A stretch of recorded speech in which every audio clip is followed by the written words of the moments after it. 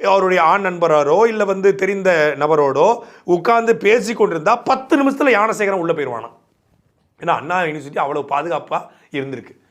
சமீபத்தில் கூட ஒரு காணொலி பார்த்தேன். அண்ணா யூனிவர்சிட்டியுடைய ஒரு சுற்றுச்சுவர், அதில் பெரிய ஓட்டை இருக்குது, அதை ஒரு சின்ன சீட்டை வச்சு மூடி வச்சுருக்காங்க. இந்த பிரச்சனைக்கு பிறகு மூடி வச்சுருக்காங்க. ஒரு பெரிய பொந்து இருக்குது. இந்த பொந்தையே போட்டது யார்? ஞானசேகரனுக்கு வாய்ப்பு இருக்குது.